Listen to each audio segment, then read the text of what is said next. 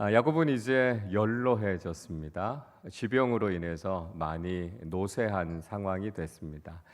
어떤 사람이 요셉에게 아버지 야곱이 병에 들었습니다라고 하는 소식을 전해 주었습니다.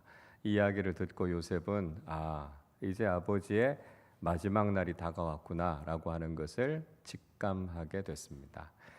마지막이 될지도 모르는 아버지와의 만남을 위해서 요셉은 자신의 두 아들 므낫세와 에브라임을 데리고 아버지 야곱을 만나기 위해서 고센 땅으로 가게 됩니다. 야곱은 요셉이 왔다라고 하는 소식을 듣고 침상에서 일어나 앉았습니다. 이전까지는 야곱이 기력이 굉장히 약했던 것 같아요. 그래서 매일매일을 그냥 침상에 누워서 하루하루를 지냈습니다. 그러나 사랑하는 요셉이 자신을 만나러 왔다라고 하는 이야기를 듣고 마지막 기력을 다해서 침상에 앉은 것이죠. 가끔 보면 연로하신 부모님들이 이런 모습을 보이실 때가 있지 않습니까? 정말 기력이 없고 지병으로 힘들어 하시다가도 자녀들이 오고 있다 그런 이야기를 들으면 어떻게든지 자식들 얼굴 볼 때까지는 견디시지 않아요? 그리고 자식들의 얼굴을 보면 언제 그랬느냐는 듯이 기력을 다시 회복하시고 또 대화를 나누시고 하는 모습들을 보게 됩니다. 그러니까 야곱의 모습이 꼭 그런 모습이었다는 것이죠. 야곱이 요셉과 그 아들들을 만나서 그동안 지내왔던 여러 가지 이야기들을 합니다. 특별히 가나안 땅에 있었을 때 하나님께서 자신에게 어떤 은혜를 베풀어 주셨는가라고 하는 이야기를 회상하면서 아들에게 이야기를 해주죠. 자, 오늘 본문 3절과 4절 말씀 우리 같이 읽어보겠습니다. 요셉에게 이르되 이전에 가나안 땅 루스에서 전능하신 하나님이 내게 나타나사 복을 주시며 내게 이르시되 내가 너로 생육하고 번성하게 하여 내게서 많은 백성이 나게 하고 내가 이 땅을 내 후손에게 주어 영원한 소유가 되게 하리라 하셨느니라. 야곱은 가나안 땅 루스, 그러니까 베델이라고 하는 땅에서 하나님께서 자기를 만나 주신 일들을 다시 회상하게 됩니다. 그리고 그곳에서 하나님께서 어떤 은혜를 베풀어 주셨는가라고 하는 것을 요셉에게 이야기해 주지요. 하나님께서 어떤 복을 주셨습니까? 그의 삶을 지켜주시고 그의 후손들이 번성하게 하시겠다라고 하는 복을 주신 거죠. 그리고 그 땅을 영원한 소유로 주시겠다라고 하는 약속을 하지 않으셨습니까? 그리고 신실하신 하나님께서 그 약속을 이루어 주셨다라고 하는 것을 이야기하고 있습니다. 자, 이 약속의 말씀 우리가 앞에서 살펴봤던 창세기 35장 11절 12절에서 나오는 말씀입니다. 자, 이런 내용이죠. 하나님이 그에게 이르시되 나는 전능한 하나님이라 생육하며 번성하라. 한 백성과 백성들의 총회가 내게서 나오고 왕들이 내 허리에서 나오리라. 내가 아브라함과 이삭에게 준 땅을 내게 주고 내가 내 후손에게도 그 땅을 주리라 말씀하고 있습니다. 그러니까 하나님께서 전능하신 하나님이시고 그의 백성들에게 복을 주시는 하나님이시다라고 하는 걸 계시해 주셨다라고 하는 것이죠. 그래서 아브라함을 통해서 한 민족, 한 나라가 세워질 것이다라고 하는 것을 이야기해 주셨고요. 그 축복이 야곱에게까지 이어져서 요셉과 그 후손들에게로 이어지게 된다는 것입니다. 그리고 그 약속의 땅을 하나님께서 그들의 소유가 되게 하시겠다라고 말씀하신 것이죠. 그래서 그 복이 계속해서 흘러가게 될 것이고 그 복을 요셉도 역시 소망하면서 살아갈 것에 대해서 이야기하고 있습니다. 자, 그런데 야곱이 아들 요셉에게 굉장히 특별한 한 가지를 요구하고 있습니다. 5절 말씀을 보십시오. 내가 애굽으로 와서 내게 이르기 전에 애굽에서 내가 낳은 두 아들 에브라임과 므낫세는 내 것이라 르우벤과 시므온처럼 내 것이 될 것이요. 이렇게 이야기하고 있습니다. 그러니까 요셉이 지금 애굽에 와서 두 아들을 낳지 않았습니까? 므낫세와 에브라임이었습니다. 그들을 향해서 야곱이 뭐라고 이야기하냐면 그들이 내 손자들이다 이렇게 이야기하지 않고 그들이 내 아들들이다, 내 소유다 그렇게 이야기하고 있습니다. 마치 르우벤과 시므온이 야곱의 아들들이었던 것처럼 그들도 자신의 아들이 될 것이다 그렇게 이야기하죠. 그리고 이후에 태어나는 자녀들이 있다면 그건 너의 자녀들이 될 것이라고 이야기하죠. 그리고 이후에 태어나는 사람들이 있으면 그들이 이 에브라임과 므낫세의 유산을 물려받게 될 것이다. 이렇게 이야기하고 있습니다. 자, 야곱이 요셉에게 이렇게 이야기한 의도가 무엇이었을까요? 이게 의미하는 것이 무엇이겠습니까? 이 말씀은 야곱이 요셉에게 영적인 장자권을 주었다라고 하는 것을 보여주고 있는 것입니다. 당시에 이스라엘에서는요, 장자들에게 두 사람 몫의, 두 배의 몫의 유산을 주게 돼 있습니다. 그래서 아버지가 아들들에게 유산을 물려주지 않습니까? 그런데 맏아들에게는 다른 아들들보다 두 배를 주는 것이죠. 자, 그런데 지금 야곱이 요셉의 아들들인 므낫세와 에브라임을 향해서 그들도 내 아들들이다 이렇게 이야기하고 있는 겁니다. 그러니까 마치 루벤에게 유산을 주는 것처럼 므낫세에게도 에브라임에게도 주겠다라고 하는 의미죠.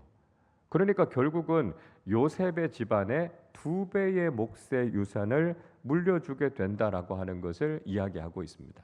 그러니까 지금 야곱이 요셉을 영적인 장자로 인정해주고 그 축복을 누리게 됐다라고 하는 것을 이야기하고 있습니다.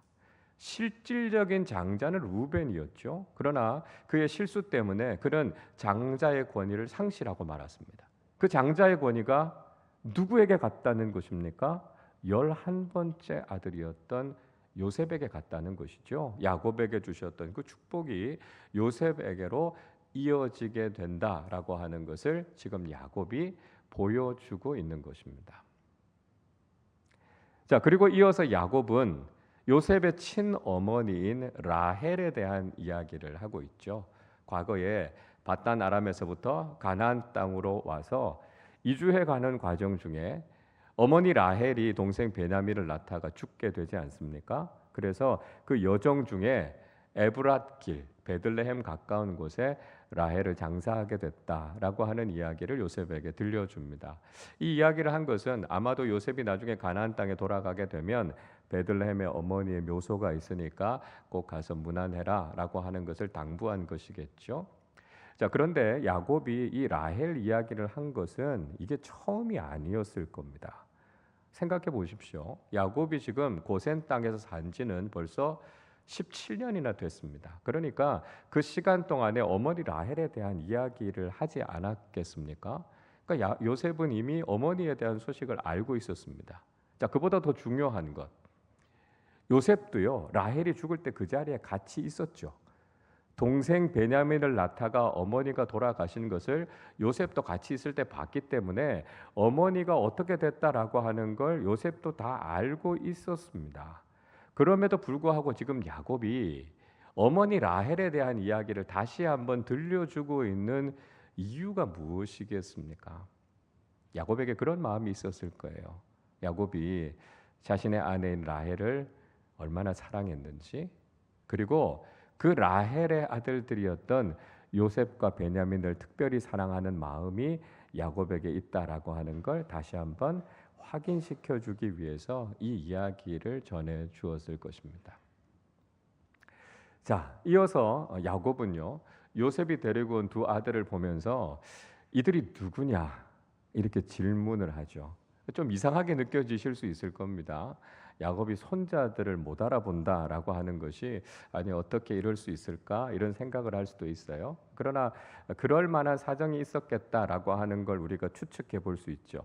오늘 본문에서는 야곱이 나이가 많이 들어서 시력이 많이 약해졌다고 이야기하고 있습니다. 그러니까 자기 가까이에 누가 지금 서 있기는 한데 정확하게 그 사람들이 누구인지를 잘 알아보지 못했을 수 있습니다. 요셉이 애굽의 총리로 국사를 처리하는 일들이 너무 바빠서 아들들을 데리고 아버지를 자주 뵙지 못했을 수도 있을 것 같습니다. 그리고 아이들이 한번 자라면 얼마나 빨리 자랍니까? 뭐 하루아침에 그냥 쑥쑥 커버리는 게 아이들 아닙니까? 그러니까 어느새 훌쩍 커 있는 손자들의 모습을 보고 아마 야곱이 좀 낯설게 느꼈을 수도 있을 겁니다. 요셉은 아버지 손자들 아니에요. 하나님께서 제게 주신 귀한 아들들 아닙니까? 이렇게 야곱에게 이야기를 합니다.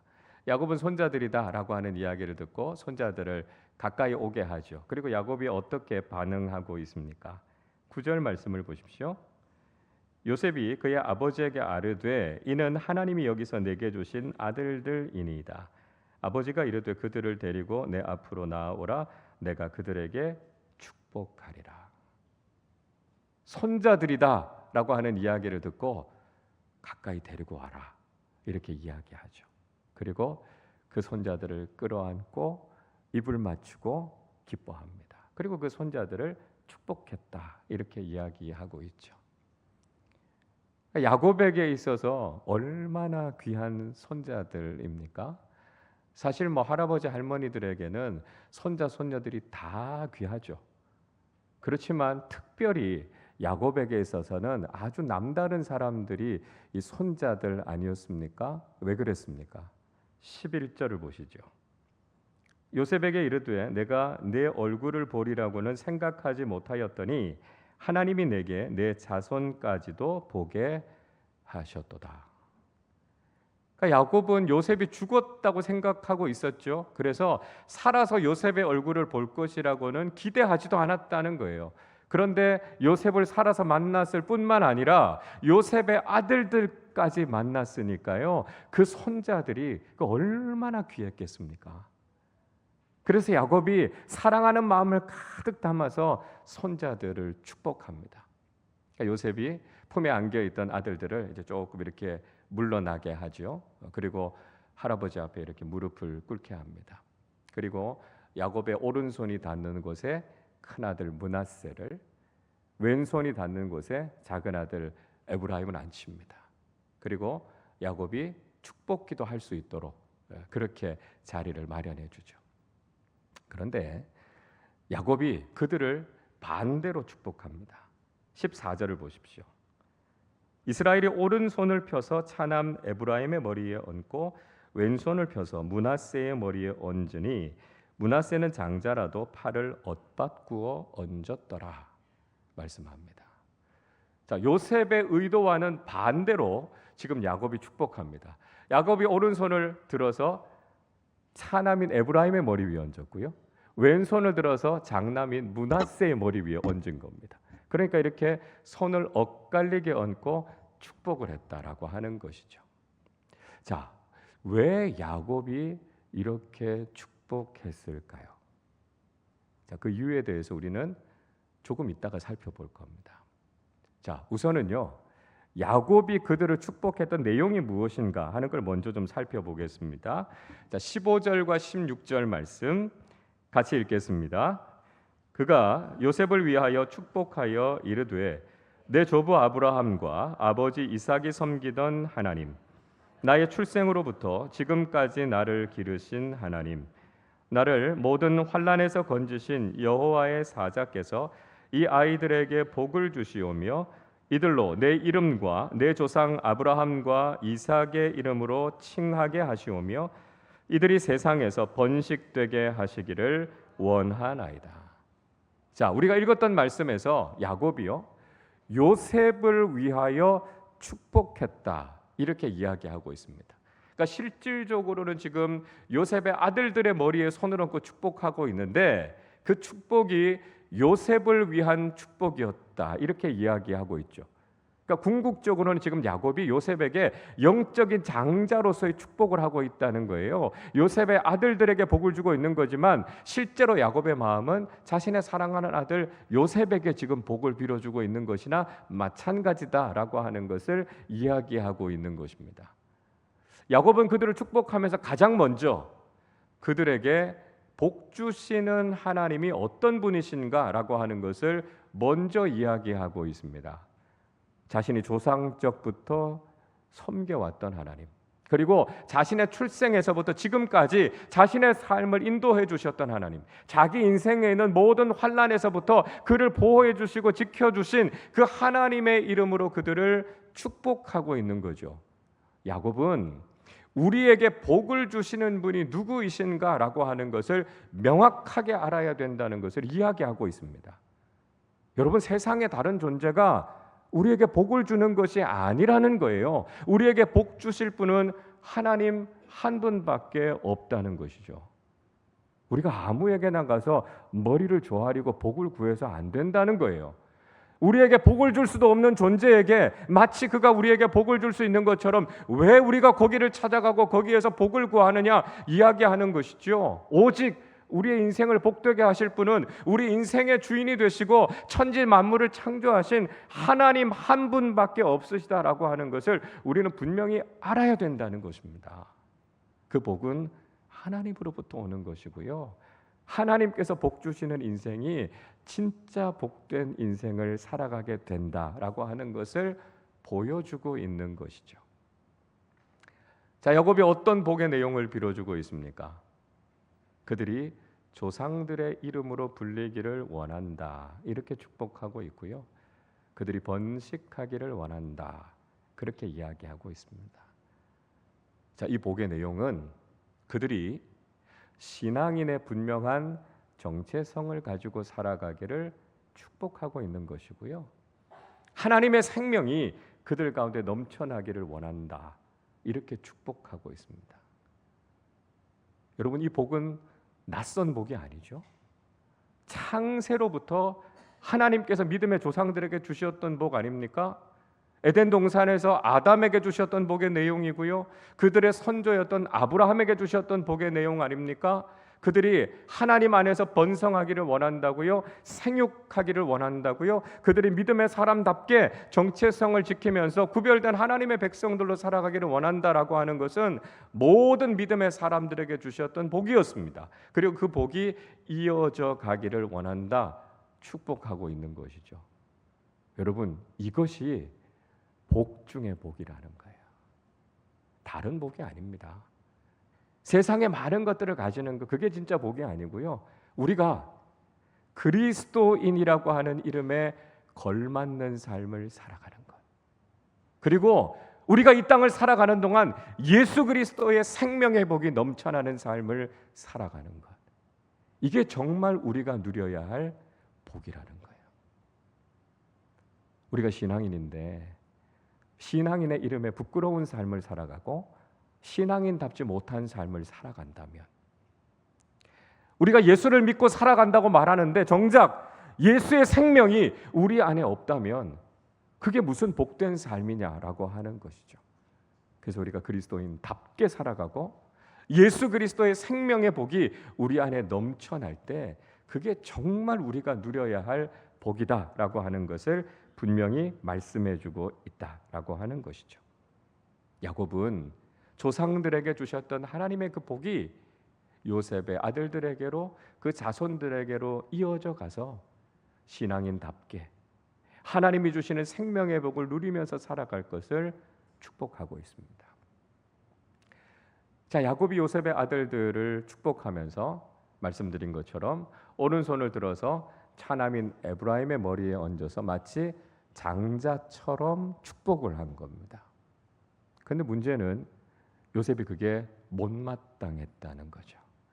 17절의 말씀에 보니까 요셉이 그것을 기뻐하지 않았다, 그렇게 이야기하고 있습니다. 그래서 아버지의 손을 다시 원래대로 바꾸어서 바로 잡아주고 싶었던 거죠. 그러면서 요셉이 생각했을 겁니다. 아버지가 눈이 어두워서 이제는 누가 큰 아들인지 작은 아들인지 잘 모르시는구나. 아버지가 연세가 드셔서 판단력이 흐려지셔서 실수를 하셨구나, 그런 생각을 해서 자기가 이걸 바로 잡아야 되겠다, 이렇게 생각을 한 겁니다. 요셉은 애굽의 총리 아닙니까? 세상의 그 누구보다도 똑똑한 사람 아니었어요? 7년의 흉년이라고 하는 엄청난 재난을 만났을 때 세상에 다른 그 어떤 지도자들도 해결하지 못했던 문제를 완벽하게 해결했던 사람이 요셉 아닙니까? 세상적으로 요셉보다 더 똑똑한 사람이 있었겠어요? 그런 요셉의 눈으로 보기에는 아버지가 실수했다는 거예요. 잘못했다는 거죠. 그러니까 자신이 그 잘못을 바로 잡아야 되겠다고 생각을 한 겁니다. 그런데 아버지 야곱이 뜻밖의 이야기를 하죠. 나도 다 안다고요. 누가 장남인지 알고 누가 차남인지 안다고요. 내가 지금 시력이 약해져서 제대로 보지 못하고 나이가 들어서 내가 판단력이 흐려져서 실수한 게 아니라고 이야기합니다. 그렇다면 야곱이 왜 그렇게 했겠습니까? 자, 오늘 본문 19절과 20절 말씀 우리 같이 읽어보겠습니다. 그의 아버지가 허락하지 아니하며 이르되 나도 안다. 내 아들아 나도 안다. 그도 한 족속이 되어 크고도 크게 되려니와 그의 아우가 그보다 큰 자가 되고 그의 자손이 여러 민족을 이루리라 하고 그날에 그들에게 축복하여 이르되 이스라엘이 너로 말미암아 축복하기를 하나님이 내게 에브라임 같고 므낫세 같게 하시리라 하며 에브라임을 므낫세보다 앞세웠더라. 야곱도 다 알고 있다고요. 므낫세가 장남이라고 하는 것, 에브라임이 차남이라고 하는 걸 알고 있다라고 이야기합니다. 야곱이 실수한 게 아니라는 거예요. 그런데 왜 야곱이 이렇게 했다는 것이죠? 하나님께서 장남보다는 차남을, 장남의 지파보다는 차남의 지파를 더 크게 들어서 쓰실 것이다라고 하는 것을 야곱이 알고 있었다라고 하는 것입니다. 야곱은 단지 자신의 눈앞에 보이는 현상만 보고 이야기한 것이 아니라 하나님께서 앞으로 어떤 일을 행하실 것인가라고 하는 것을 알 수 있는 영적인 통찰력을 가지고 있었다는 거예요. 비록 야곱은 나이가 많이 들었고요, 시력이 약해졌지만 그는 하나님께서 어떤 일을 하실 것인가라고 하는 것을 알고 있었고 하나님의 행하실 일들을 분별할 수 있는 영적인 통찰력이 있었다는 거예요. 요셉은 세상적인 지식과 경험, 자신의 지위를 가지고 판단했지만 적어도 야곱은 그저 보여지는 것이 아니라 하나님이 어떤 일을 하실 것인가라고 하는 것을 알고 하나님께서 하실 일들에 대해서 지금 선포하고 있었다라고 하는 것이죠. 14절의 말씀에 보면 엇바꾸어서 축복했다 이렇게 이야기합니다. 이 엇바꾸어라고 하는 말 히브리어 원형은 사칼이라고 하는 단어를 씁니다. 이 단어가 가지고 있는 뜻은요, 지혜롭다, 신중하다라고 하는 뜻을 갖고 있어요. 그러니까 야곱이 몰라서 실수한 것이 아니고요, 야곱은 매우 신중하게 매우 지혜롭게 그의 손자들을 축복하고 있는 거예요. 어떻게 해요? 하나님의 마음을 담아서 하나님께서 어떤 일을 하실 것인가라고 하는 것을 알고 아주 신중하고 지혜롭게 자녀들을 축복하고 있다라고 하는 것이죠. 하나님이 하실 일들을 야곱은 분별하고 그 영적인 통찰력을 가지고 하나님께서 하실 일들에 대해서 지금 선포하고 있는 것입니다. 자, 여러분, 그렇다면 정말 야곱이 예언하고 축복한 그대로 이루어졌을까요? 우린 성경을 통해서 여러 가지들을 찾을 수 있겠지만 대표적으로 두 가지의 사실을 발견하게 됩니다. 자, 하나는 출애굽 이후에 이스라엘 민족을 이끌고 가나안 정복을 이루었던 지도자 여호수아가 바로 에브라임 지파였다는 것입니다.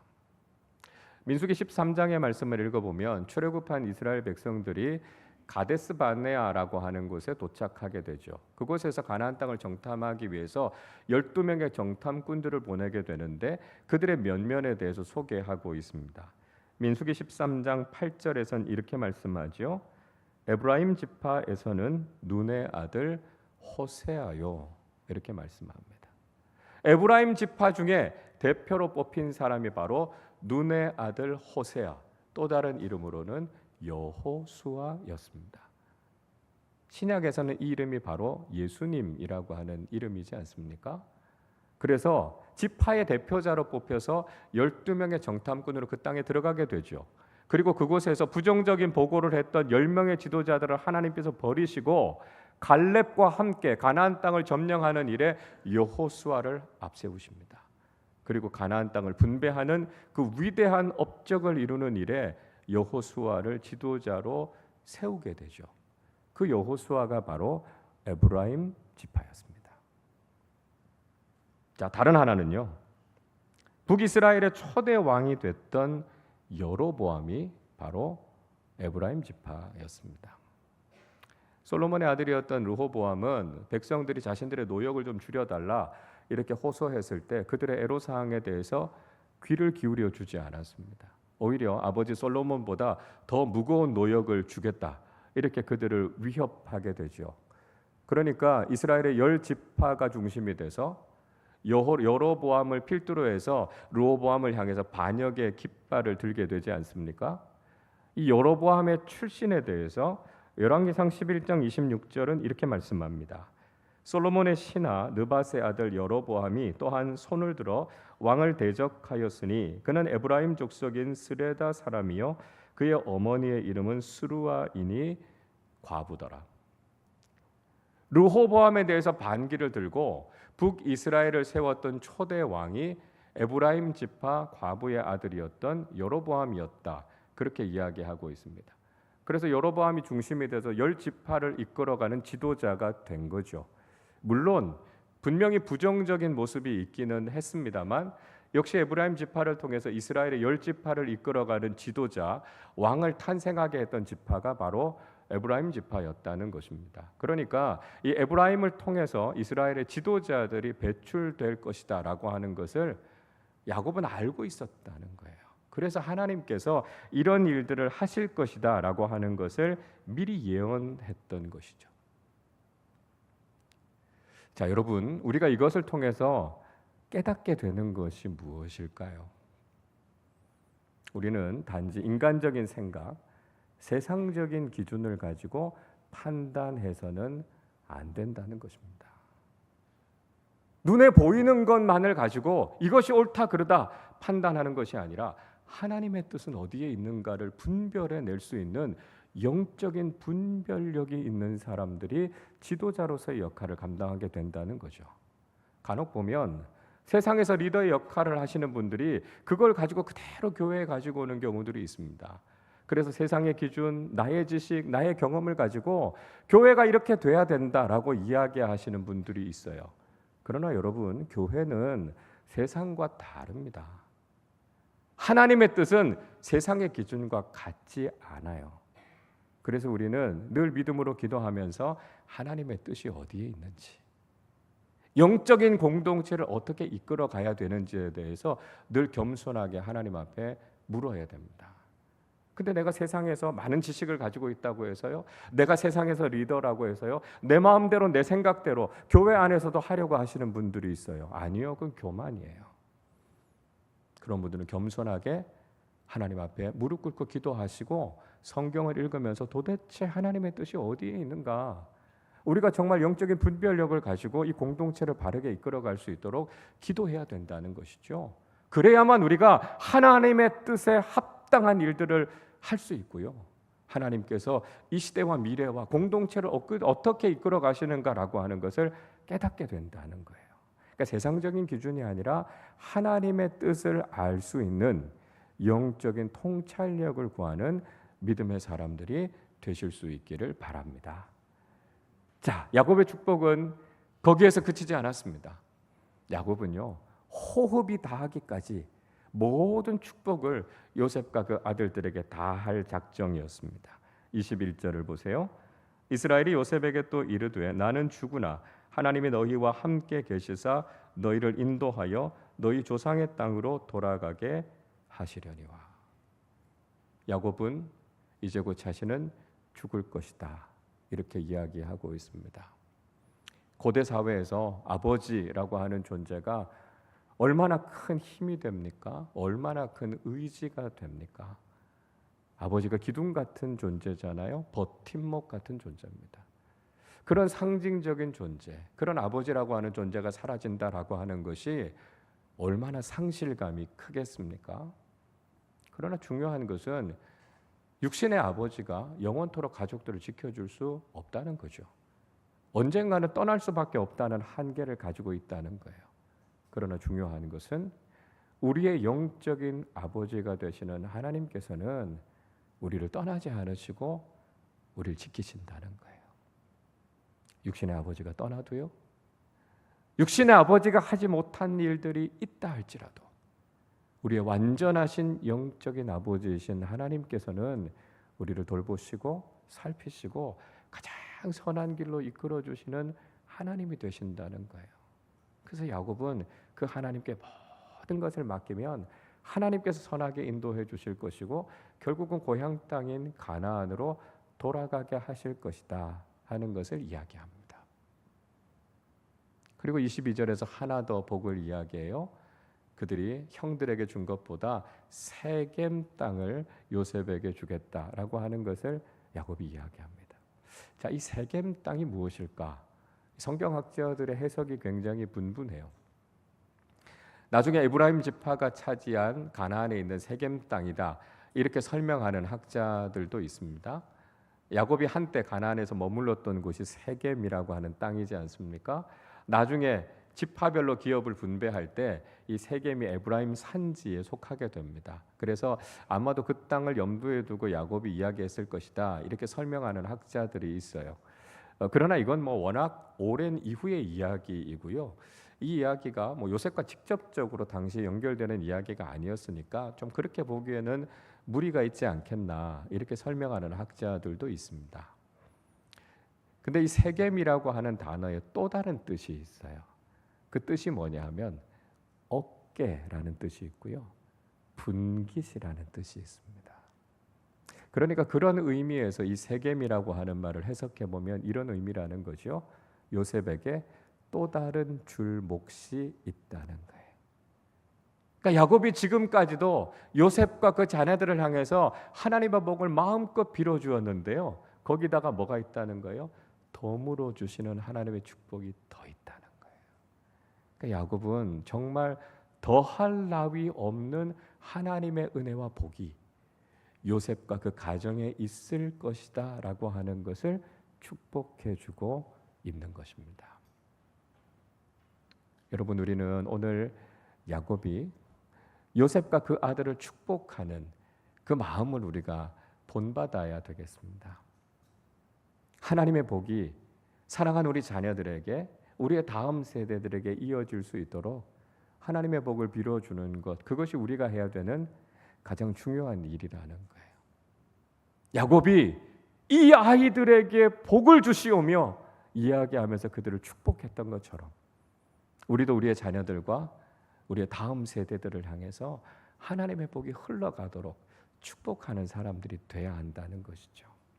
우리도 야곱처럼 이제 육신적으로는 힘이 없을 수 있어요. 능력이 약할 수 있습니다. 우리가 무엇을 할 수 있을까? 그런 생각이 들 수 있어요. 그러나 여전히 우리가 할 수 있는 게 있죠. 예수 그리스도의 이름으로 하나님의 복이 그들의 삶에 임하도록 축복하는 것. 이건 우리가 하나님 앞에 서는 그 마지막 순간까지도 우리가 할 수 있는 가장 귀한 일이라는 것을 기억하시고 우리 자녀들과 다음 세대들을 위해 믿음으로 마음껏 축복하는 사람들이 되시기를 바랍니다. 동시에 우리가 기억해야 할 것은 단지 인간적인 생각, 세상적인 기준을 가지고 복을 받는 것이 아니다라고 하는 것을 알아야 된다는 거예요. 야곱은 그걸 깨닫지 않았습니까? 처음엔 야곱이 어떻게 생각했습니까? 형의 장자권을 빼앗아서 아버지의 축복을 받으면 자기의 인생이 잘 될 거라고 생각했습니다. 그러나 그 생각이 잘못됐죠. 오히려 자신의 인생은 더 꼬였고 어려웠습니다. 그러면서 야곱이 깨닫게 된 것이 무엇입니까? 복을 주시는 분은 하나님이시구나. 하나님의 뜻대로 살아가야만 복을 누리게 된다는 것을 깨닫게 된 것이죠. 무엇이 하나님의 뜻인가? 어떤 인생이 하나님께 복받는 인생인가? 하나님께서 복을 주시는 그 믿음의 삶을 살아가고 또한 그 복을 사랑하는 사람들에게 나누어 줄 수 있는 축복의 통로로 살아가는 것이 중요하다는 것을 깨닫게 된 것이죠. 여러분, 한량없이 우리에게 베풀어 주시는 하나님의 복을 경험하시고 그 위에 덤으로 부어주시는 하나님의 풍성한 축복을 누리실 뿐만 아니라 우리의 자녀들, 다음 세대들, 우리가 만나는 많은 사람들에게 하나님의 복을 전하고 나누어 주는 축복의 통로로 살아가시기를 주님의 이름으로 축원합니다. 우리 시간에 한번 찬양할 텐데요. 이렇게 하겠습니다. 우리가 축복의 통로로 살아가라 말씀드렸으니까요. 한번 손을 한번 뻗쳐주시고요. 주님은 너를 사랑해, 주님은 너를 축복해 할 텐데 정말 하나님의 복이 여러분에게 흘러가기 원합니다 하는 마음으로 우리 옆에 계신 분들 한번 축복하면서 찬양하도록 하겠습니다. 주님은 너를 사랑해, 주님은 너를 사랑해, 주님은 너를 사랑해, 우리를 사랑하신 주 널 사랑해, 주님은 너를 사랑해, 주님은 너를 사랑해, 우리를 사랑하신 주 널 사랑. 주님은 너를 축복해, 주님은 너를 축복해, 주님은 너를 우리를 축복하신 주 널 축복해, 주님은 너를 축복해, 주님은 너를 축복해, 우리를 축복하신 주 널 축복해. 우리 한 번 더 할 텐데요, 가슴에 한번 손을 얹으시고 주님은 나를 사랑해, 주님은 나를 사랑해, 우리를 사랑하신 주 주님은 나를 사랑해. 자신을 축복하면서 한번 찬양하도록 하겠습니다. 주님은 나를 사랑해, 주님은 나를 사랑해, 주님은 나를 사랑해, 우리를 사랑하신 주 날 사랑해, 주님은 나를 사랑해, 주님은 나를 사랑해, 우리를 사랑하신 주 주님은 나를 축복해, 주님은 나를 축복해, 주님은 나를 축복해, 우리를 축복하신 주 날 축복해,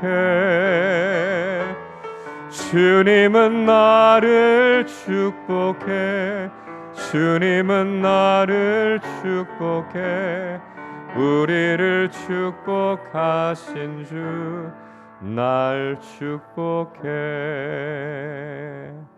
우리 함께 기도하겠습니다. 그렇습니다. 하나님께서 우리의 인생이 복된 인생이 되기를 원하세요. 야곱이 고백했던 것처럼 우리 조상적부터 우리를 지켜주신 하나님, 나의 출생 때부터 여기까지 내 삶을 인도해 주신 하나님, 내 인생의 모든 환난에서부터 우리를 건져주시고 우리의 인생을 복되게 하신 그 하나님께서 우리뿐만 아니라 사랑하는 우리 자녀들과 우리의 믿음의 다음 세대들을 축복하기를 원하십니다. 우리 어떤 모습으로 살아야 될까요? 예수 그리스도의 이름으로 사랑하는 우리 자녀들과 많은 사람들을 축복하는 축복의 통로로서 살아야 하지 않겠습니까? 인간적인 생각, 세상적인 기준이 우리에게 복이 되는 것이 아니라 하나님, 당신 한 분만이 우리의 인생을 복되게 하시는 하나님이십니다. 하나님 안에 살아가는 그 놀라운 복, 그 풍성한 복을 우리가 누리게 하여 주시고 그 복을 우리 자녀들과 많은 사람들에게 나누며 살아가는 축복의 통로로 믿음의 사람들로 살게 하여 주시옵소서. 우리 말씀을 생각하며 함께 합심으로 기도하겠습니다. 하나님 아버지 감사합니다. 하나님 우리를 향해서 하나님의 선하신 뜻과 하나님의 풍성한 은혜와 복을 베풀어 주심을 감사합니다.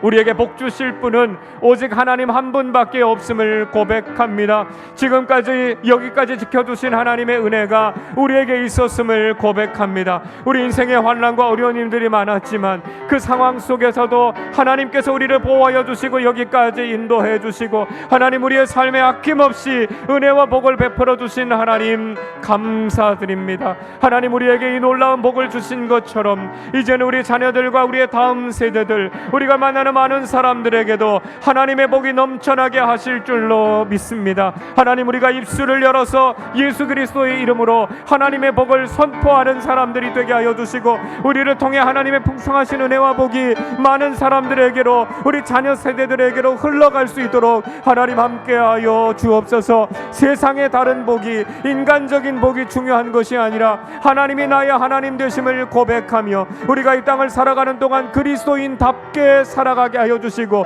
예수 그리스도의 생명이 우리 안에 넘쳐나게 하여 주셔서 이 땅을 살아가는 동안에도 믿음 안에서 살만 나는 인생이 되게 하여 주시고, 그 생명이 완성되어져 하나님 나라에서 영원한 생명, 참된 생명을 누리며 살아가는 복된 그리스도인들이 되게 하여 주시옵소서. 하나님 한 분만으로 만족하며 하나님께서 주시는 그 복을 누림으로 하나님께는 영광이 되게 하시고, 우리에게 한량없이 부어주시는 하나님의 은혜가 우리에게 날마다 넘쳐나게 하여 주시옵소서.